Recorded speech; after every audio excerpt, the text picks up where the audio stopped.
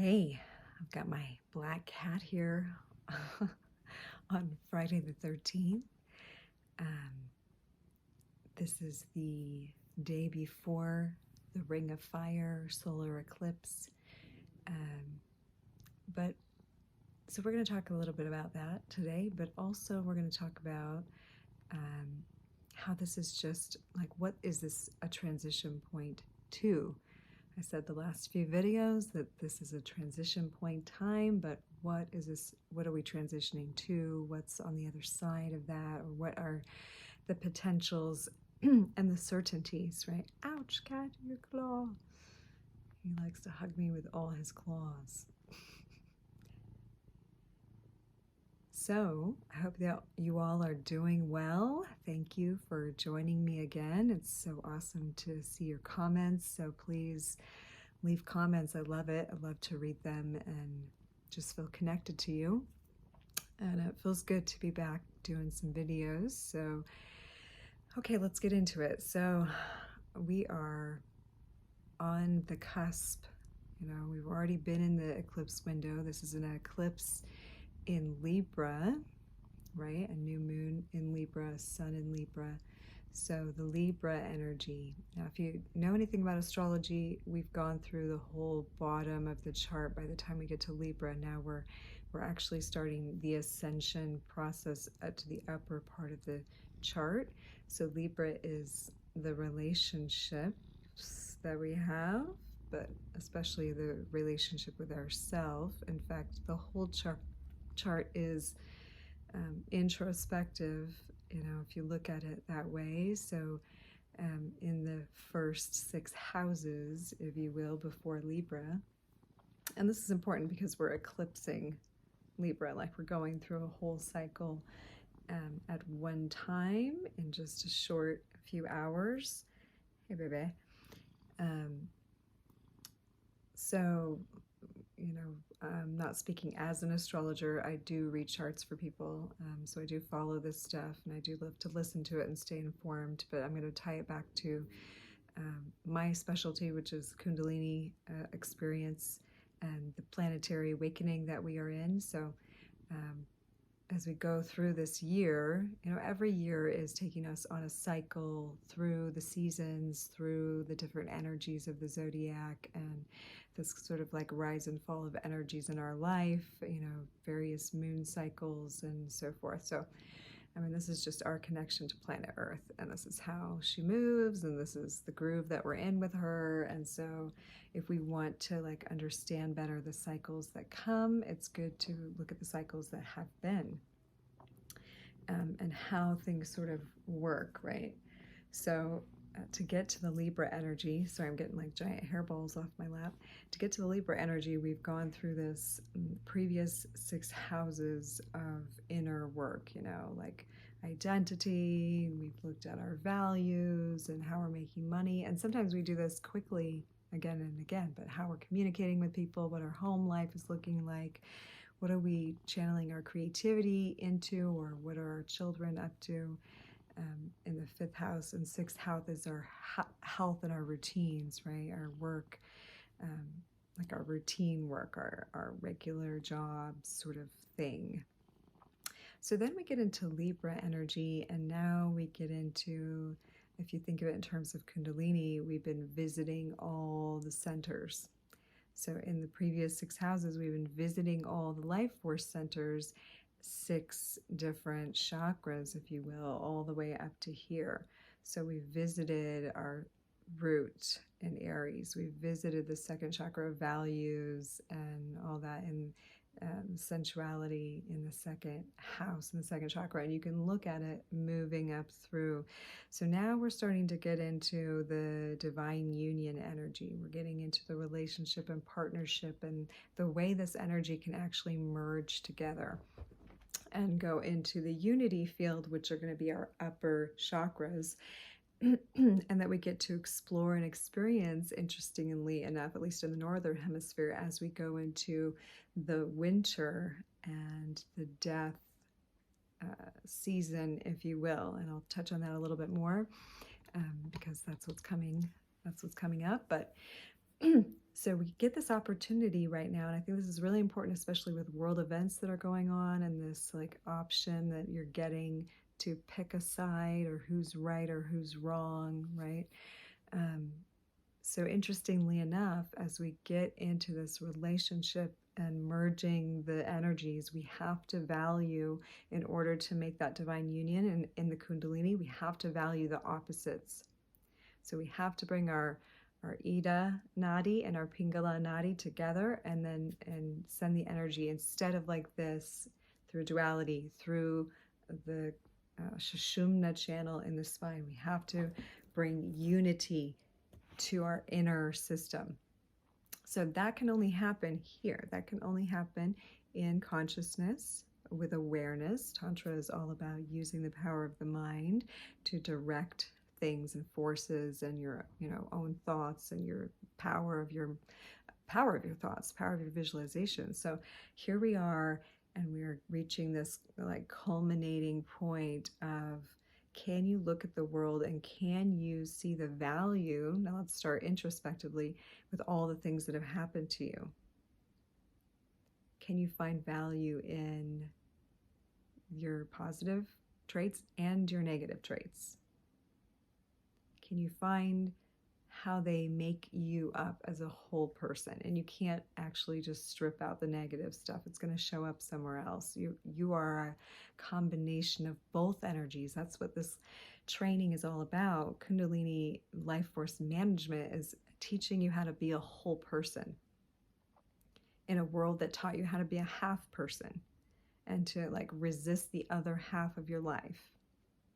And that is why in the bigger cosmic picture, we cycle between birth and rebirth and death, and we cycle karmically on the wheel, because, and this is something one of my mentors said to me, Almeen is a tremendous voice of wisdom, said, whatever you resist in life, like when you resist life, that causes the polarization to death. So you're repelling part of life, and you're actually pushing yourself away from the ascension process and the integration process, because you're repelling one half of life, which makes you die and makes you have to return. The opposite of that is embracing life, is not resisting life, is not shaming half of life. And so on the global stage right now, also, if we can put our Kundalini glasses on and see the colors that are going on, see the process. Wouldn't that be cool if we could just put on glasses and we could be like, oh, they're doing first chakra cleansing. Very good, I see. But that's what opening the third eye actually does. It gives you these glasses. It gives you the Kundalini eyes. It gives you the yogic perspective. That's what drashta means in Sanskrit, is the witness, the observer. And so you can step yourself kind of back, even though you play in the game, you're a human, you're in this world, you're in life. Yes, I get it. You have an identity. That was all part of the deal, the package for this skin suit that you're in. But you also are more than that.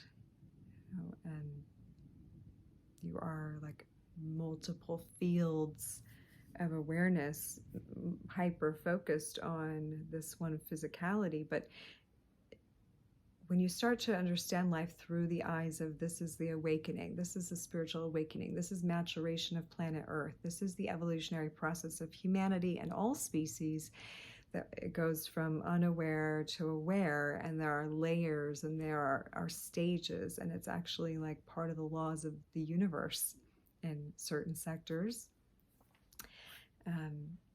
That you go through phases, just like you go from baby to a toddler to like young person, tween or whatever, to a teen, to an adult. Like that has phases.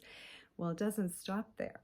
That's just the physical stuff that we see. Now there's a whole nother staircase to go up, with its various stages as well. And some of those have been identified and are identified through the chakra lens, through that consciousness, that step on the ladder, because this is a step, this is the stairway to heaven.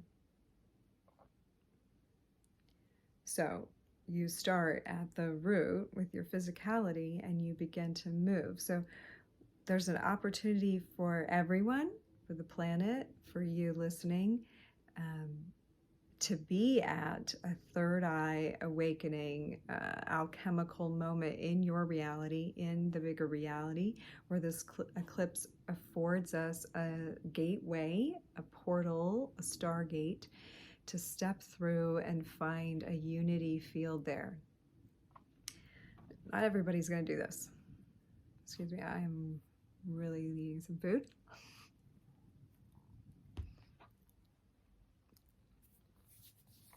When you're going up, up, up, food anchors you.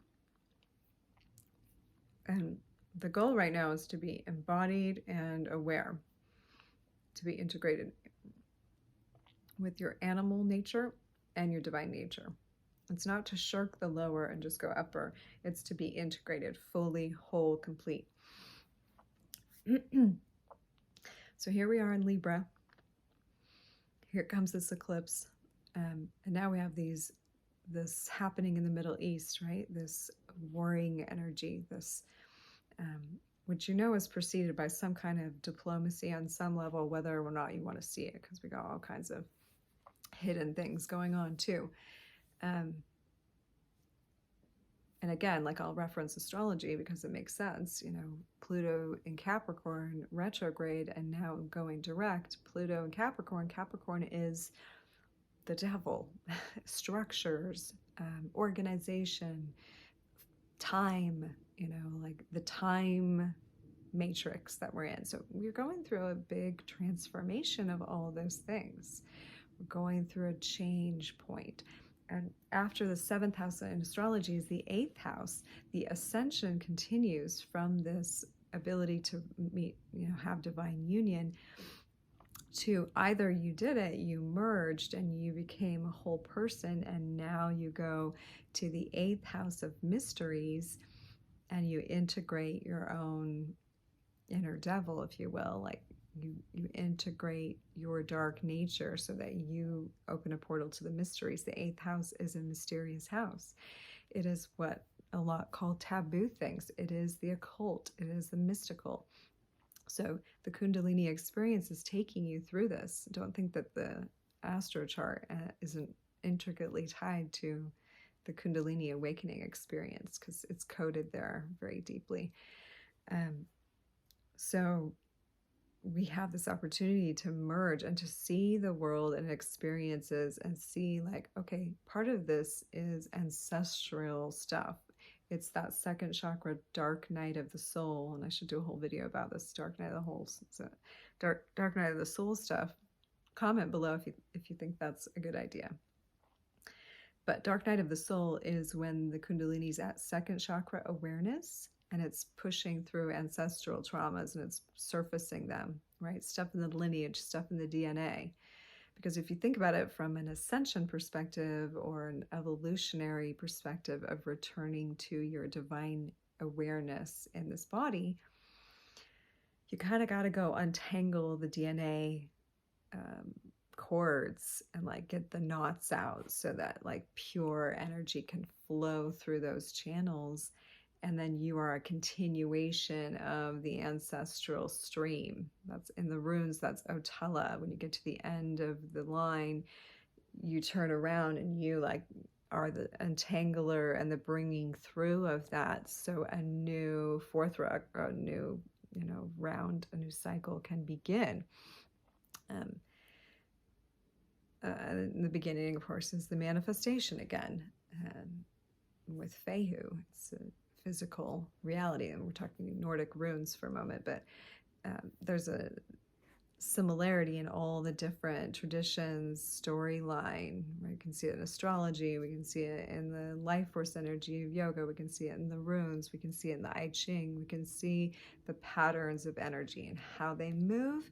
And so the more we familiarize ourselves with this and we look at this, why did the ancient Indian sages call the eclipses like these massive propulsion points? I mean, think just what light does to the pineal gland. So if we go from, and we're talking about, people living out under the sun and the moon all the time, like we shut ourselves in houses, so we sort of miss some of these subtler, finer elements of nature, but the energy is still present. That like this moon that is normally going to go for 28 days in this cycle, right, is in like a couple of hours doing it. So there's a glitch, there's a movement forward, there's a propulsion, there's a transition, there's a blipping. That's a Stargate energy. That's that acceleration point. And sometimes we opportune these moments by aligning ourselves with what the nature cycles are. And it's like our chakra and the planetary chakra overlaps, and then the cosmic window opens and we like shoot through. So what makes a reality change? What makes a reality change? Just think about that for a moment.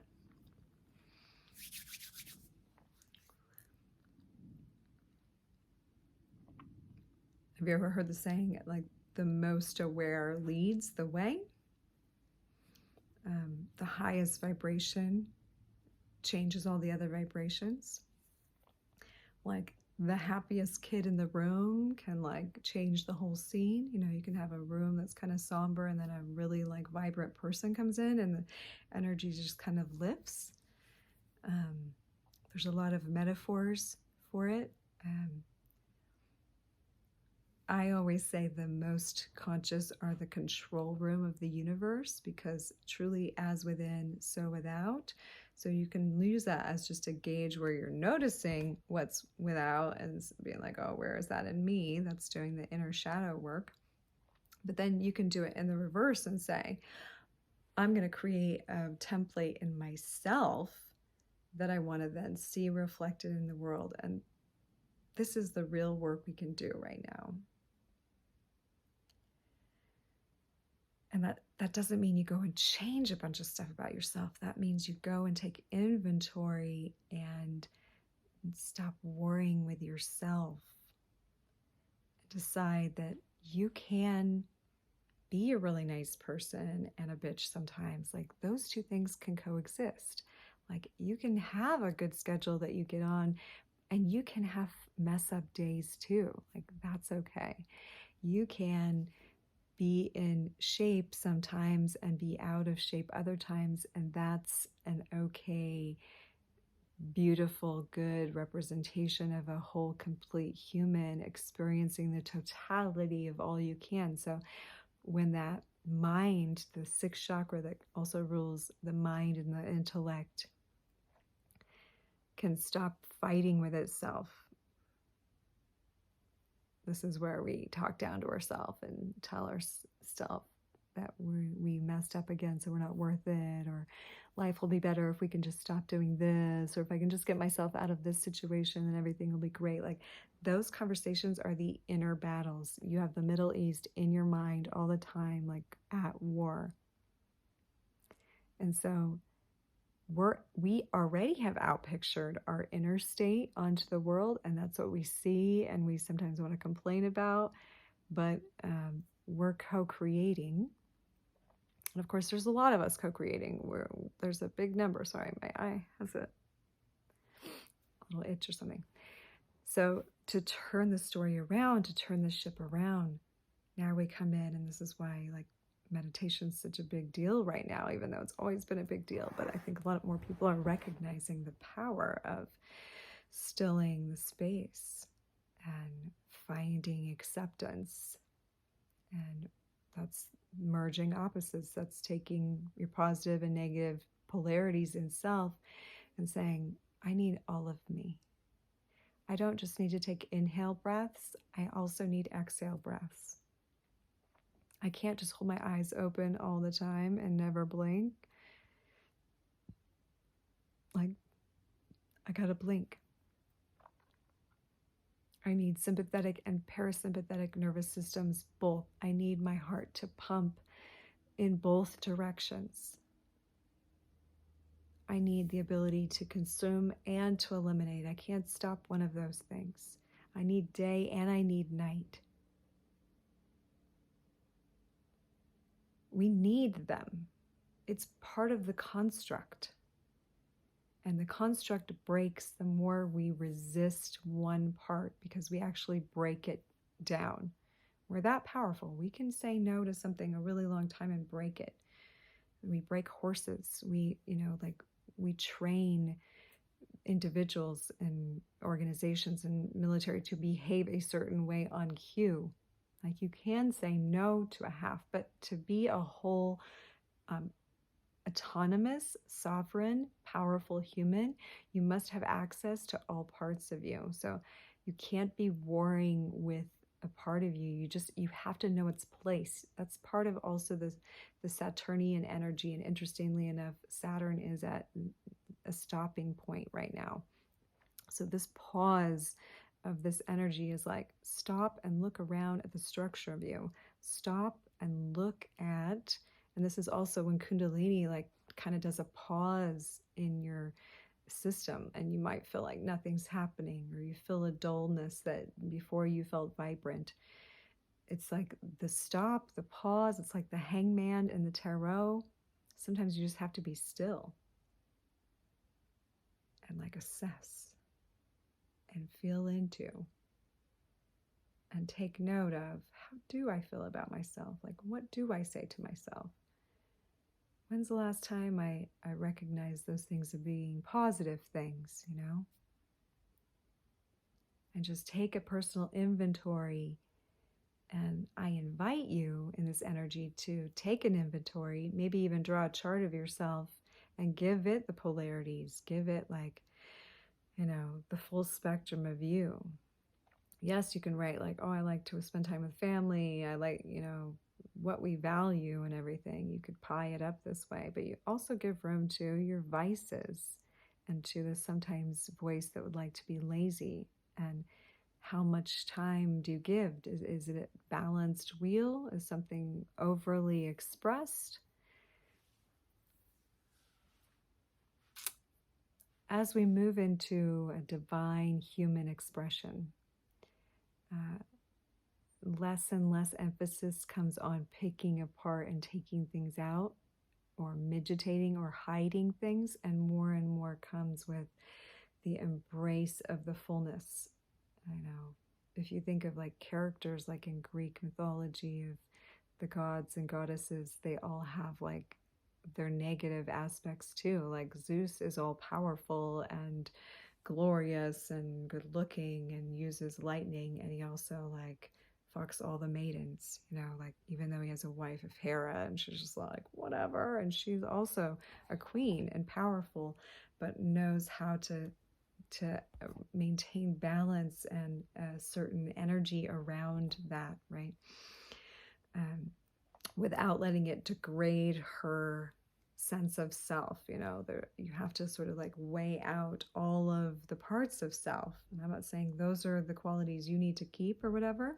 I'm just giving an example of how can a being be thought of as a god and have, quote, negative traits? Well, like when you take the emphasis off the positive and negative so hard and you back up and you see the play would be very boring if there was no bad guy, I'll tell you. A movie would be very boring without the tension points, right? We call those documentaries. And I love documentaries, but it's generally not like a story that pulls you in. Sometimes there's some interesting things, but so my point is, in India, in Sanskrit, they call this reality Maya, like the illusion, but it is also Leela. Leela is the play of the gods, the play of the divine beings, like on a play. So we kind of like got a persona, we put it on, like we dialed it in with our chart so we could look at it and be like, oh yeah, that's me. Like we have ways to access our divine blueprint and look at it. Cardology is another way. Cardiology kind of lays out what your persona is doing like all the time throughout, your whole cycle. And that's super fascinating. Astrology gives you progressions so you can see what the character changes into, but it's kind of like we have these scripts for ourselves, but we sometimes we want to resist them, or we're like, how can I change that? Or how can I meditate that? And it's like, well, how can you just, be that part better?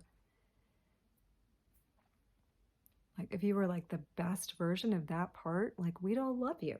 It's just when you're not really that part and you're not really emphasizing something that you actually are, that like makes the character that we're playing not in its full potential, and therefore not accessing the dharma, the path that's needing to come out in the world as we get later into our expression, as the life force emanates up into higher chakras, which we won't get into this video, and I'm going to wrap this up in a second. But as the life force gets into the higher centers, we're opening up to a world stage now. Like those are not confined to this dimension. We're talking about connection with other planetary systems and other beings in the universe, and we're beginning to remember our place in that whole picture. So until we're ready for that, like we're managing remembering our God self, because we're not going to get on the divine like cosmic stage if we're like not even accepting who we are in this body. If we're like still battling, that's not being in your divine nature. You got to win the war in yourself and like own it, like just own it, like the beautiful beauty queen that gets slashed down the face with a knife and burned on one side, and she just goes out there and owns it and wins because her radiance is like integrated this into her persona, and it's beautiful and it's powerful, and it's making your wound into your like treasure. So that's an invitation right now with this energy. It's an invitation with the world scene, is to not get stuck on one side or the other. Like see the purposefulness that's going on. Even when, word never feels purposeful. But if you can see it as your own out picturing, that's the powerful thing you can do that can cause inner change. We can also see that this is like lifetimes of generational wounding that people are carrying around on this planet. That people are carrying in their psyche and feel resentment and hate and hurt and victimhood around, that is projected out into like-minded kinds of groups. Like if that group has a story of victimhood and a story of getting the raw end of the deal or getting the special end of the deal, like that energy has to integrate to come into balance. And if it doesn't, it's at war. It's in the self. Oh, I'm really good over here, but I suck over here, so I'm going to fight myself. Like that's the same energy. So use this energy of the eclipse to help propel you through that. And then I just wanted to fit in, like, what is this leading us up to? Like, where is this going next? What can we expect beyond this eclipse? Well, we know by looking at calendars and the way that seasons change, we know Samhain is coming on the Wiccan calendar, and I love that calendar because, and I don't identify myself with that group necessarily, but I take truths in all the places. Sorry, banana talk. But so that's Day of the Dead, right? We are entering the new year. Some calendars, October 31st to November 2nd, that's actually the calendar new year. The new year begins with death.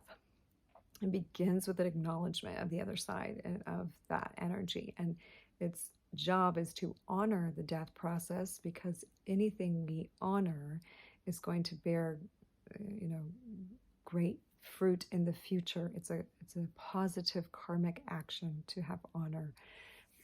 And also to see the life that has come and what is folding down and being released is like a grown-up, like mature attitude to be like, okay, I can see how the season for this is over. Thank you for that lesson. Thank you for that summer. Thank you for that relationship or that job or that attitude. I can see how that served me up to this point. Soin energy, death energy of that gateway, really about shadow integration.